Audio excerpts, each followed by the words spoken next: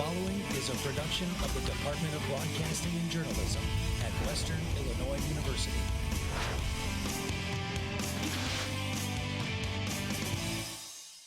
Live from Salee Hall in high definition. News 3 starts now. Good morning, Macomb. Happy Friday. I'm Mario Calero. And I'm Carissa Kuchis. Children in Macomb had a close-up experience with science and Disney heroes last night. It was a good night. Western Illinois University's biology and chemistry and physics departments teamed up for a science demonstration show inspired by Disney's animated show, Big Hero 6. Absolutely. From sulfuric acid to bug presentations, the audience had a close look at all these departments have to offer. But the main character, they're going to do later on. Crutches and stuff like that, and then chemistry. But the main character heroes, microbots, were the main topic of the show. Expect to see another event like this one next year for the fall 2017 semester.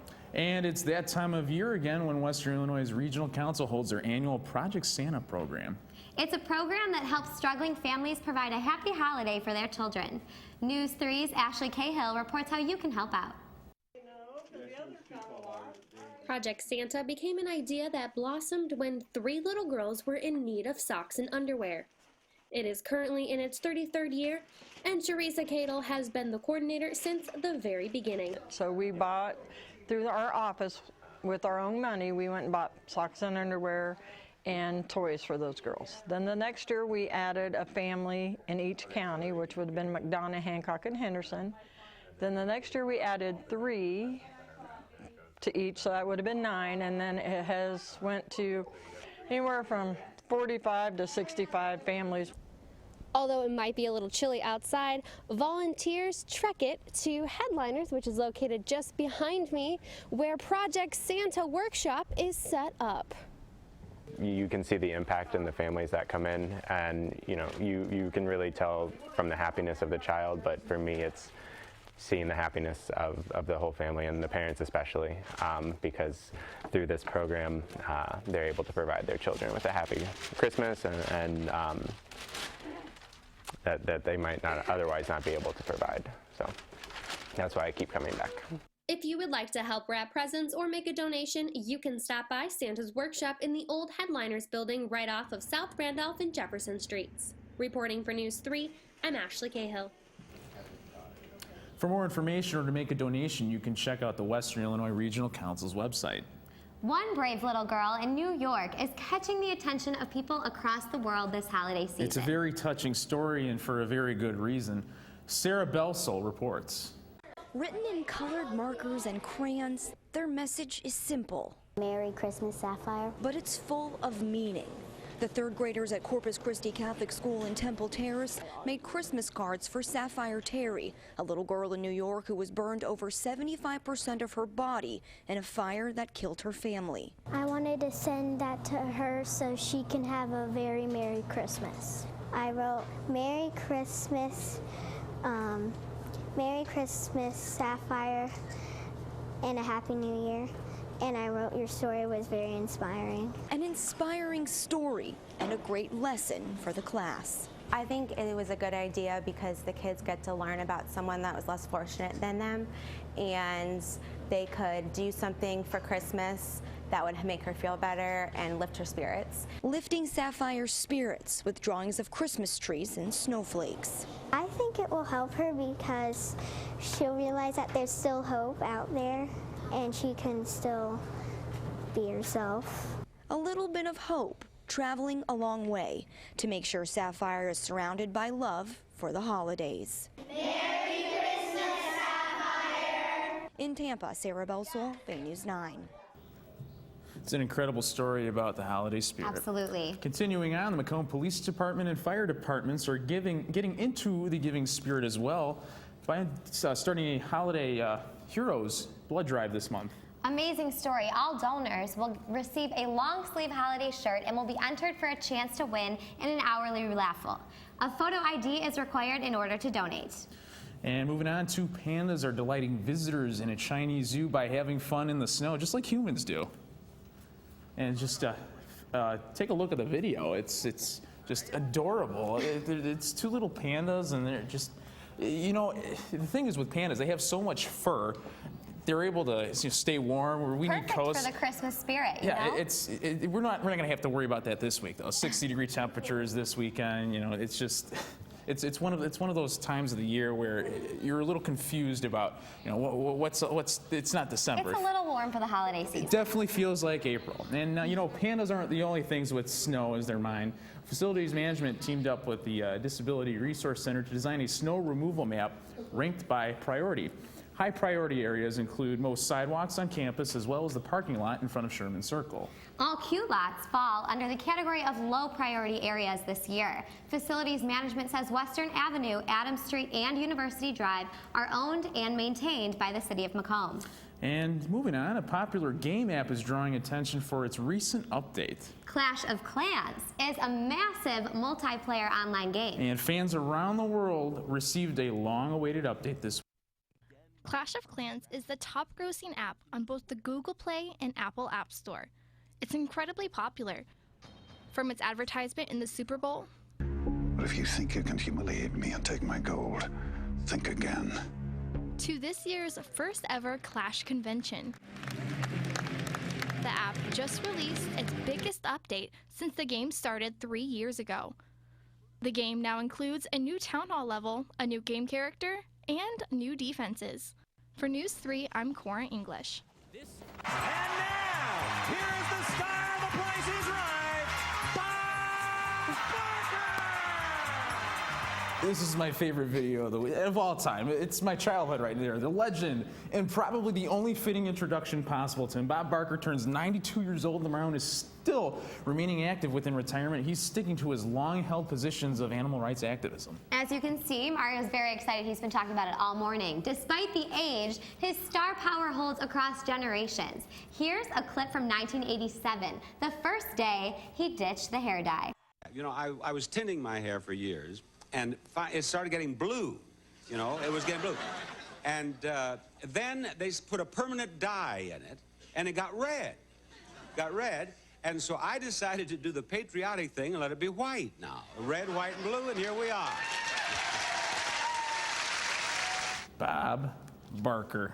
Bob Barker. He's my favorite. And let's move along now. One couple has given Macomb residents some holiday spirit this warm December. Later on, I will sit down with the masterminds of a bright Christmas next.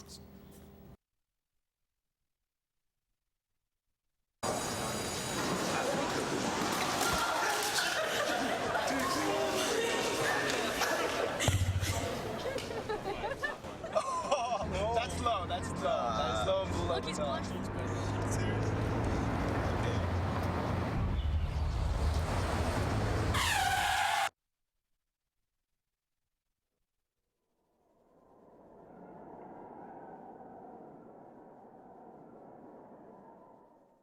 Stories. They happen everywhere. At News 3, we go the distance and tell them firsthand.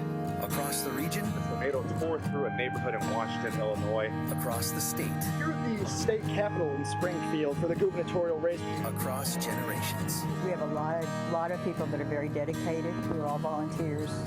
The stories that inform us, the stories that move us, the stories that matter from a fresh perspective. Don't worry, 74 people were picked before me in the NFL draft. To fight childhood obesity, United Way and the NFL are helping kids play more. To donate or volunteer, go to unitedway.org/play60. Now I get it.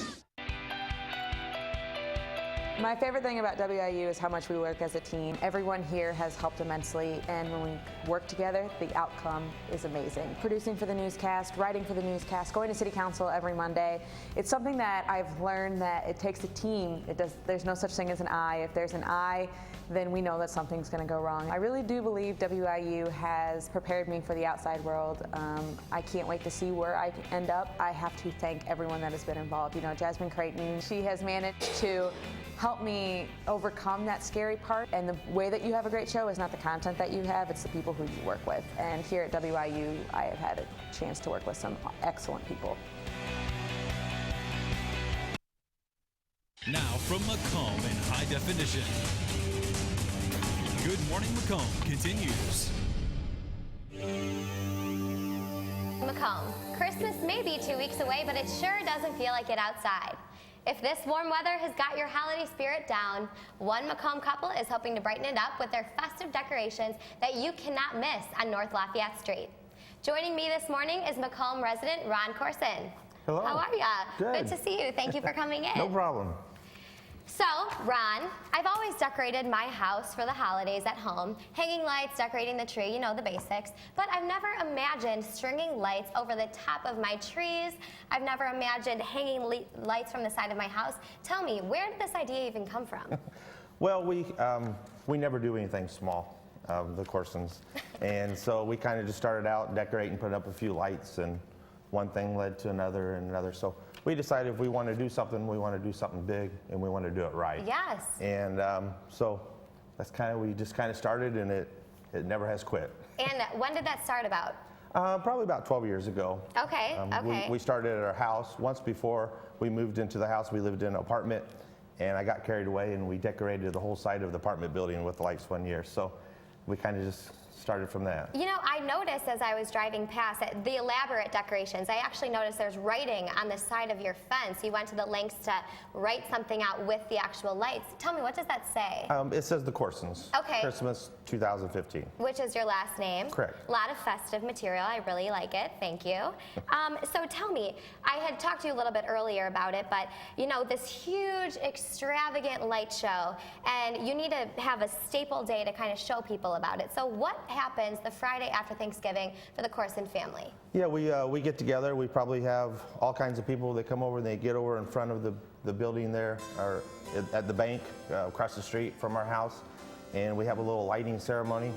I always go down in the basement as Clark Griswold, okay. But they never know who I'm going to come out or what I'm going to come out as. Some years I've came out as the gingerbread man was real popular, and one year I was Santa Claus. And so I go down there, and we light this, we light the house all in one big switch, and it all lights up. And then I come out and we play music, and I come out as, like I said, the gingerbread man or the toy soldier I was one year.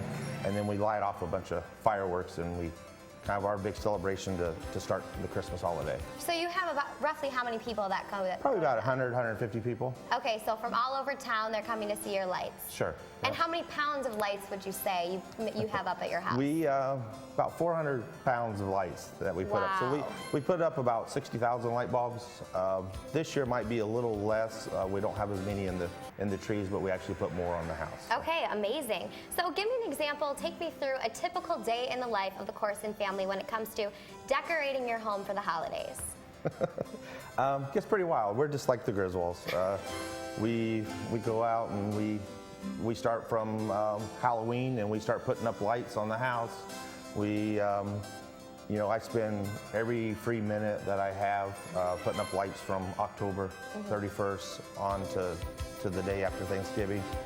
We go out, and then we got to find that beautiful Christmas tree. Absolutely. We usually get a big Christmas tree to put in our house. Usually it's about a 15-foot tree, and we got to cut it down, and we have a hard time getting it through. And it's just kind of amazing. We have all kinds of stuff that we put up and decorate. As I drive past your house, I do notice that one day it's dark outside, and then I drive past, and the next day I'm wowed with the amount of lights that you have up. And to me, it seems like you just one day you whipped it out, but as you said, it takes a little bit over a month to get this ready. So what's the preparation for you and a team or whoever helps you? It's pretty much me putting up the lights. I do have some people that help me with the groundwork, which is a big help. But all the high stuff I usually do. A lot of it is just going and getting the lights. We buy all new lights every year because they won't work, and especially by the time you staple them to the house. To get them on the side of the wall, you have to staple them. Yeah, and we go through thousands and thousands of staples, and so it's kind of a big chore going around to all of the Menards and Walmart, and we bought all the Christmas lights from Walmart and Menards all the way to Peoria before. So it takes a long time to go around and just get all the lights, because by buying them new every year, because they won't last. So absolutely. As we wrap up here, why don't you tell us a little bit about what the holiday spirit means to you? It's just about giving back. We decided when we started doing this was the way that we could give back to the community. So we decided we don't buy gifts for each other, me and my wife Casey. So we just, you know, we do the 23rd. Okay. Santa Claus always shows up and he gives gifts out to the kids, and it's just a way that we can give back to the community. And we're big about giving back to the community. That's truly amazing. Well, if you happen to catch the wonderful house on the side of North Lafayette, you can think of Ron and his wife for putting that together. Thank you for joining me this morning. Make sure you drive past the house on North Lafayette Street to check it out.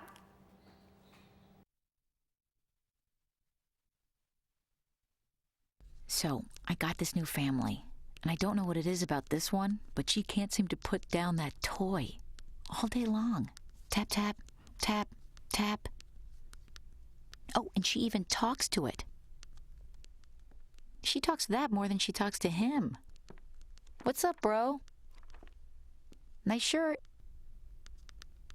Who's she talking to? Her mom? She talks to her mom a lot. One day, when the glory comes, it will be ours. Dr. King, what's your next move? In March from Selma to Montgomery. Selma is loud for every man, woman, and child. We will not wait any longer. In front of a crowd. Mine eyes have seen the glory. Glory, glory, hallelujah.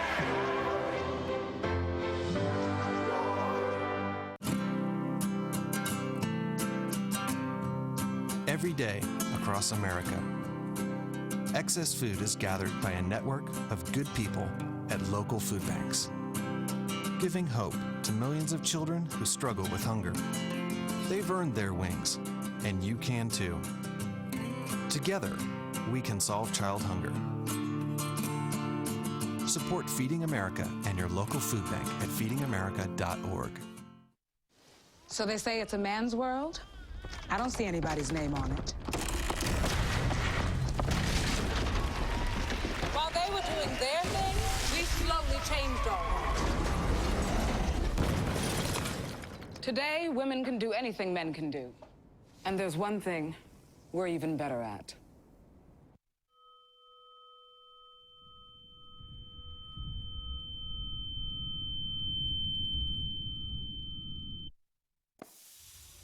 Well, Star Wars: A Force Awakens hits theaters next week. Absolutely. News 3's Anamale Zuniga talked to students on campus to see how pumped up they are to see the much anticipated sequel. In a university far, far away, one reporter asked students at WIU how they felt about the upcoming sequel, Star Wars: The Force Awakens. Oh yeah, I'm seeing it. I'm also watching the first 6 before I see it too, so. Star Wars has been around for 38 years now. The series is older than many of the students here, so it comes as no surprise that for many younger fans, this was a part of their childhood. My family liked Star Wars, and so I remember watching it as a kid. So it'll be fun to see the old stars from the original trilogy back on screen. My mom was a big Star Wars fan, so I kind of got into it really young. The hype for this series has been massive. Tickets for the December premiere crashed sites like Fandango back in October. The Chinese Theater in Hollywood already has fans lining up to get the best seats in the house. Oh, that midnight premiere is gonna be crazy. I'm gonna just wait a day or two. I'm gonna wait till it calms down. There's already people waiting outside. The excitement has come with some skepticism. With a whole new storyline, characters, and even a new droid, some fans have worried the movie won't be able to stand up with the rest. I'm kind of sketchy about it. I mean, I've seen the commercials and everything. They look nice. Go with a whole new direction, a whole new story, so. And there's just a lot of new things that could just tie into the series. One thing remains clear. This movie has the potential to break the box office. And all I know is, I'm ready. As you can see, a lot of people are very excited about the sequel. A Force Awakens comes out next Thursday night. If you go to the premiere, tweet us your pictures at News3WIU. That is definitely an Animal graphic right there. Now, watch out this holiday season. While decorations can spruce up your home, simple mistakes can potentially cause you or your family harm. Mary Maloney explains the holiday hazards in today's Consumer Watch. When you and your family are decking the halls, be mindful of the potential dangers. During November and December of last year, the Consumer Product Safety Commission estimates 14,500 Americans were sent to emergency rooms stemming from problems with holiday decorations, as in falls and back strains. The CPSC also says some injuries were so severe, 12 people lost their lives. To keep you and your family safe, the commission warns 2 holiday staples, candles and trees, can cause fire risks. Look at this menorah. Candles put too close to drapes or other fabric can cause fire in seconds. We never want to see unattended candles or candles that are too close to a tree or any decorations, or of course a tree too close to any type of radiator or heat source. Not watering a Christmas tree also poses a danger, especially if it is decorated with lights. Want to make sure that there's no exposed wires, any of the sockets are not in properly, anything that looks funny about the lights, just throw them out and get a new one, a new set. Watch what happens with a simple spark on a dry tree. It can not only cause the tree to burn, but within 30 seconds, the fire could spread throughout your house. Also, parents, be mindful of young kids. Place small ornaments out of their reach so children don't put them in their mouths. And keep an eye on fragile or glass decorations. Breaks can cause cuts and scratches. For Consumer Watch, I'm Mary Maloney. Legendary NFL coach and broadcaster John Madden is expected to fully recover from his open heart surgery. The NFL says he had surgery in San Francisco to repair heart blockages. He was released from the hospital on Wednesday. Madden is a Hall of Fame coach for the Oakland Raiders. Before he became a 1,000 name, he as a broadcaster. He won 16 Emmys and retired from broadcasting in 2009. Madden is 79 years old. Up next, see where Western's men and women's basketball teams will hit the hardwood this weekend. Stay tuned.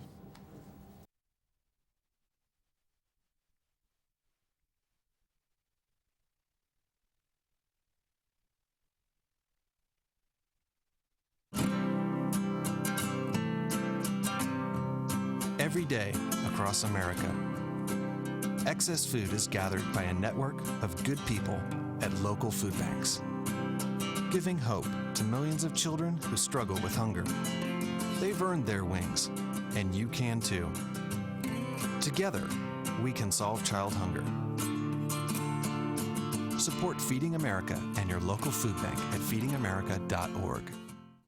Hey everybody! Heart disease affects 1 in every 3 women in America, but you can fight back. There's no time to lose. Mothers, sisters, daughters, families, and friends, it's time to shout louder, stand stronger, and demand change. Let's go! To the Batmobile. Dang it. To the invisible jet! Dang it. Together, we can put an end to heart disease. It's time to go red for women. I could use your help. Yeah! Learn more from the American Heart Association at www.goredforwomen.org. Which planet are we living on? Right here. What do you think it would be like to teach? Chances are, you have no idea. We're gonna turn the lights and everybody look up. Teachers today are breaking down obstacles, finding innovative ways to instill old lessons, proving that greatness can be found in everyday places, and that you don't need to be famous to be unforgettable. That's what it's like to teach.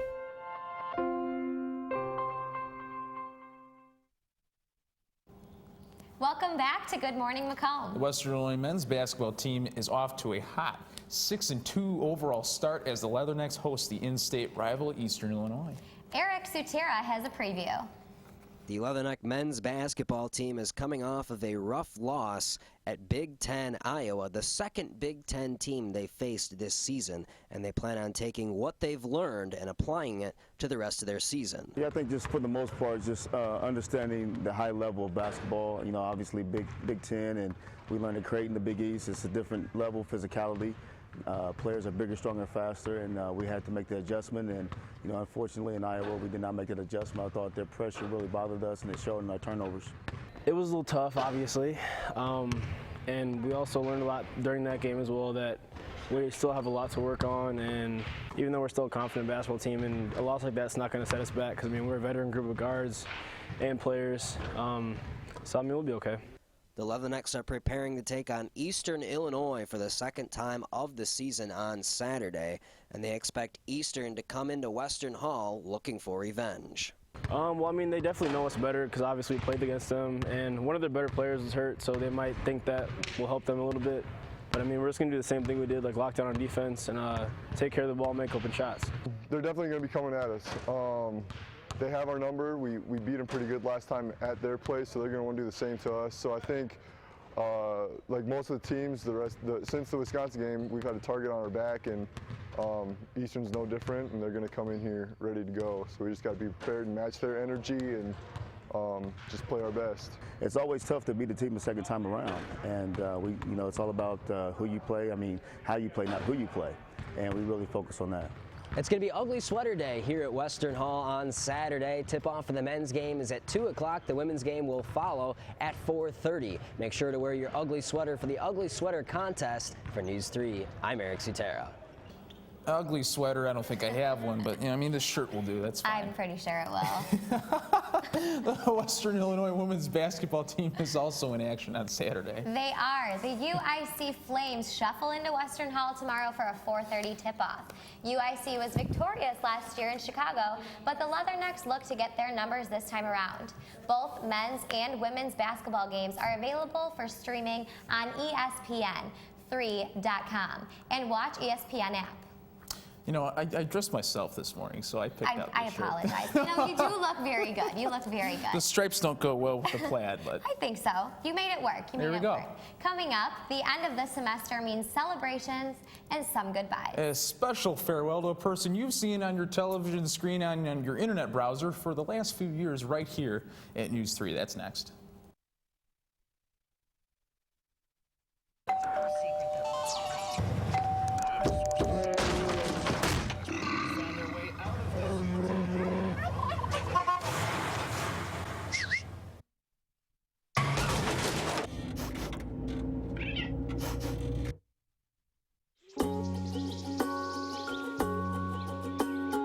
Getting closer to nature can get you closer to your family.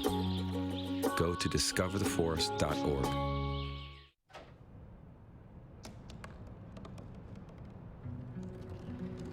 They said I couldn't dream.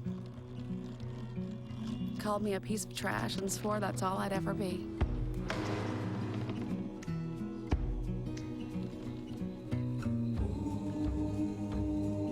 Said a bottle couldn't see the ocean.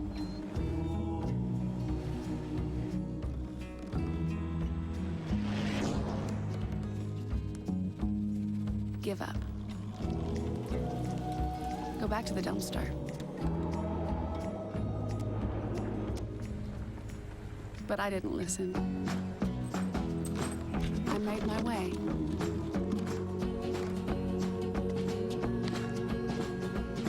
And now, I am what I've always wanted to be.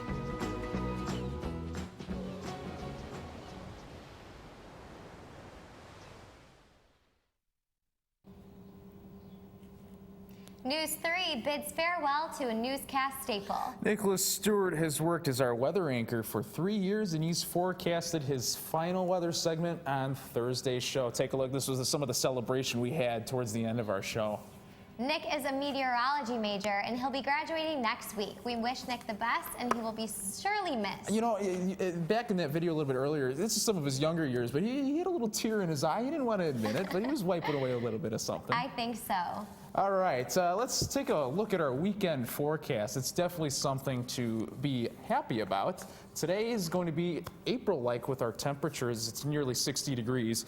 63 is tomorrow's high, and the only problem is on Sunday you see that 60 degrees, but the next day is going to be a 46. That's when a cold front slips through, and with that there's going to be a lot of moisture in the air. We're going to expect not a big washout, but there's definitely going to be some rain throughout our area. The overnight low of 41 is going to be generally what the high is the next day. So 46 is going to be your morning high on Monday, and then temperatures are going to fall for the rest of the day from there. And that's it for us today, and thank you for joining us for this semester. We'll be back with Good Morning Macomb in the spring. Until then, you can stay up to date with us on Twitter and Facebook. Find us at News3WIU. I'm Carissa Kuchis. And I'm Mario Calero. For Dan Niederkorn, Emily Manley, and all of us here at News 3. Have a great morning, Macomb.